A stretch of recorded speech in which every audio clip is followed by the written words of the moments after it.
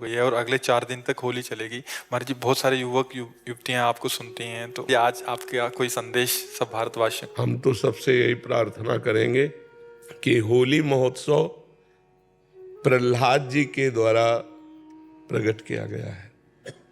जब प्रहलाद जी किसी भी प्रकार हिरण्यकश्यप के मारने से नहीं मरे तो उसकी बहन होलिका थी। वो हिरण्यकश्यप को उदास देखा तो उसने कहा, भैया उदास क्यों हो? तो उनका ये प्रहलाद मर नहीं रहा, तो उनका आज मर जाएगा।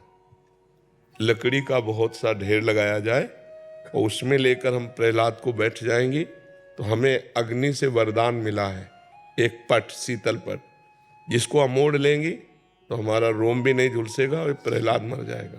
बड़ा प्रसन्न हुआ हिरण्यकश्यप। उसने बहुत लकड़ी का पहाड़ लगाया, उसमें ऐसा बनाया जिसमें प्रहलाद जी को लेकर उनकी बहन बैठ गई।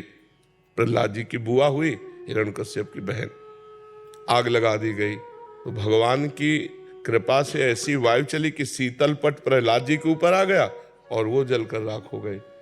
तो जितने प्रहलाद पक्ष के थे सुबह वहां जब गए तो देखा प्रहलाद जी बैठे हुए, बड़े आनंदित थे। ढोल मंजीरा कीर्तन से होली की पूजा की और आपस में गुलाल रंग लगाकर खेल रहे, नाम कीर्तन कर रहे, पद गा रहे कि प्रहलाद जी भगवान की भक्ति से बच गए।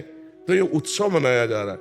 ये लोग जो शराब पीते हैं, गंदे हरकतें करते हैं, एक दूसरे के चेहरे पर कालिक पोतते हैं, नालियों में ये हिरण्यकश्यप पक्ष के हैं। अब वो भी तो उत्सव बनावे, कैसे बनावे? तो वो नालियों में गोबर कीचड़, उसकी हिरण्यकश्यप पक्ष की पार्टी, और एक होती साधुता की पार्टी, एक दूसरे पे गुलाल लगाए, रामकृष्ण हरि बोले और बैठकर पद गायन किए और खूब गुझियां और मिठाई भोग लगा कि ठाकुर जी को और पाए आनंद मनाए। तो हमारी समस्त देशवासियों से प्रार्थना है, कोई भी व्यसन न किया जाए। व्यसन उत्सव को खराब कर देता है, जैसे शराब है और भी हुक्का है, ड्रग्स है, कोई भी नशा मत करो। फ्रेश माइंड से भगवान का नाम जप करते हुए, पद गायन करते हुए होली का आनंद लो। नशे में होली का आनंद थोड़ी होता, नशे में तो मूढ़ता छा जाती है, मूढ़ता में आनंद कहाँ। तो कोई भी नशा इस होली उत्सव में ना किया जाए और हम आनंद पूर्वक भाईचारा बनाते हुए एक दूसरे का सम्मान करें, प्यार करें। जो हमसे दुश्मनी मानते हैं, होली के दिन हम उनके भी घर जाएं और उनके गुलाल लगावें और उनसे प्यार करें। हमारा एक भी दुश्मन विश्व में ना हो, यही सबसे बड़ी हमारी प्रार्थना है। हमारे आचरण पवित्र हो, हमारा व्यवहार पवित्र हो, हमारा चिंतन पवित्र हो, तो होली सार्थक है। नहीं, कितने लोग नशा करके झगड़ा कर लेते हैं, कितने लोग अपनी हानि कर लेते हैं।